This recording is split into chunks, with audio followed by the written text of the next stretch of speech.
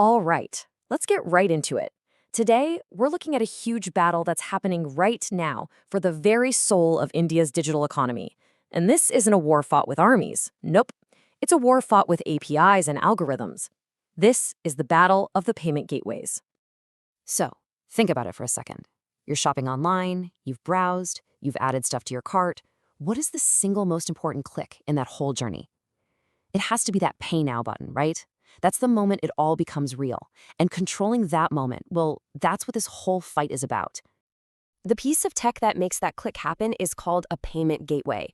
And honestly, the best way to picture it is like a digital toll booth on the information superhighway. It's the essential middleman that connects you, your bank, and the business, making sure your money gets from A to B safely and, instantly. And let me tell you, this digital battlefield is absolutely ruthless. Right now, in India, three major titans are locked in a strategic fight to control this crucial piece of the e-commerce puzzle. So today, we're going to break down their game plans, their big strengths, and figure out who's actually winning. Okay, let's dive into this and meet our main contenders. Think of it like a championship fight. Each one of them steps into the ring with a totally different strategy and a unique set of power moves. First up, in this corner, we've got Razorpay. This is the homegrown champion, really the poster child of Indian fintech. It was built from the ground up to solve the specific problems that businesses face right here in India. See, Razorpay's whole game plan is to be the ultimate all-in-one solution for Indian companies. They don't just want to take payments, no. Their big play is creating this entire financial ecosystem. We're talking banking, payroll, even business loans, all baked into one single powerful platform. Next up, a true giant enters the ring, PhonePe. You almost certainly know them as the king of UPI on your phone, but now they're using that massive consumer footprint to try and take over the business world too. PhonePe's strategy is all about one thing, scale.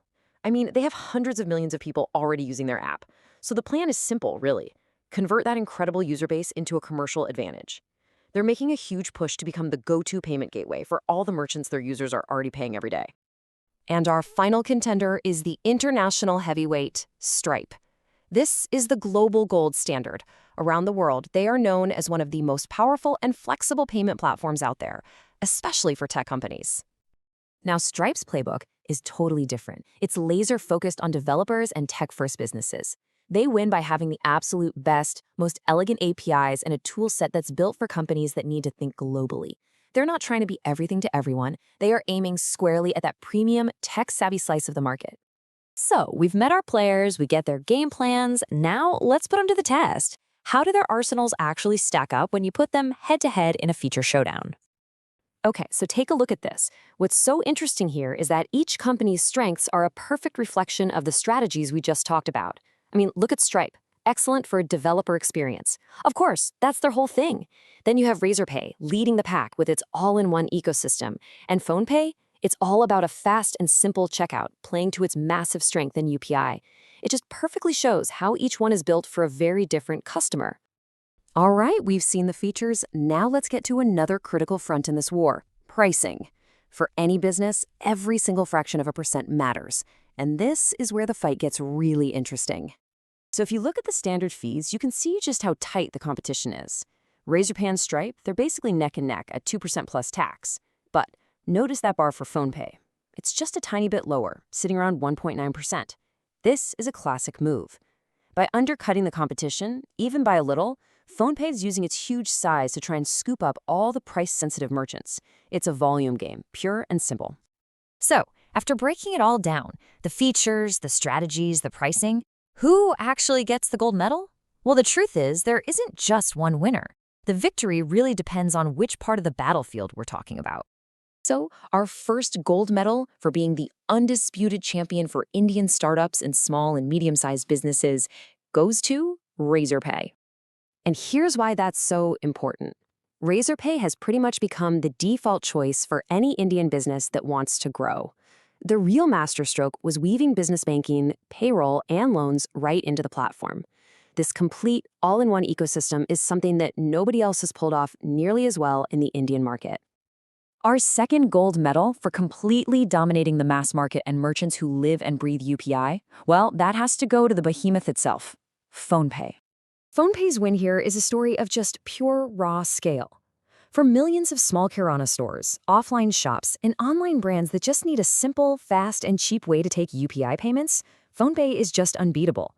They're winning this segment by cashing in on the massive brand recognition and trust they already have with all of us as consumers. And for our final gold medal, for absolutely owning that high-value niche of global-facing and developer-focused businesses, the winner is Stripe. And this just shows you the power of picking your lane and dominating it. For any tech company or startup that needs to take payments from all over the world, Stripe is the undisputed champ. It's got the best API, world-class tools for developers, and amazing international support. It commands a premium part of the market that values that kind of power more than anything else. But at the end of the day, after all is said and done, there's one really important takeaway from all this. The intense competition between these three giants means that the real winner is the Indian merchant. This whole war has pushed prices down, forced technology to get better, and created more choices than ever before. And that's a huge win for businesses of every size.